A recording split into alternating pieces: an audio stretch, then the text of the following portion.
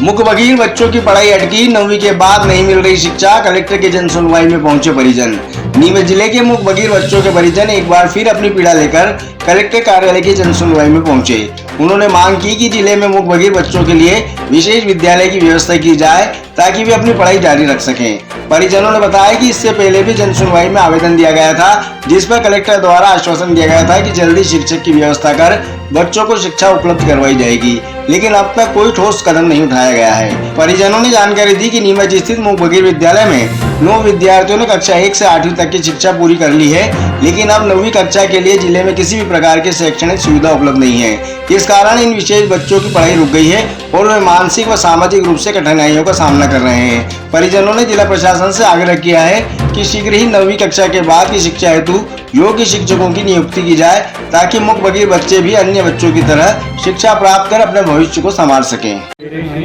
श्रवणवादी, इनके 9 बच्चे 8वीं पास हो चुके हैं और दिव्यांकर हॉस्पिटल में ही पहली से 9वीं तक 8वीं तक पढ़े। अब ये बच्चे 8वीं उत्तीर्ण हो गए हैं, इसलिए ये नट रहे हैं कि यहाँ पे हम नहीं पढ़ाया जाए।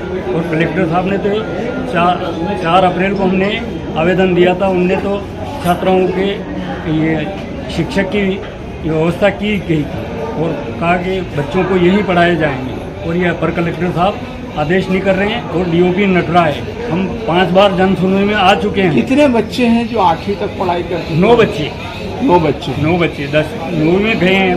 ये अब इंदौर उज्जैन हम नहीं भेज सकते हैं, गरीब आदमी है और गूंगे बेरे बच्चे। आप क्या चाहते हैं? हम यहीं पढ़ाने चाहते हैं और ये इनका खर्चा शासन द्वारा मतलब गांव के हैं कि अलग अलग गांव के हैं। ये सब 4 अलग अलग गांव के।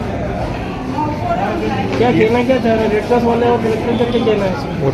कलेक्टर साहब तो चाह रहे हैं, पर अपर कलेक्टर अभी कलेक्टर साहब बैठ नहीं रहे, अपर कलेक्टर मौज नहीं रहा, डीओ शासन डीओ नटरा कि नहीं रखें।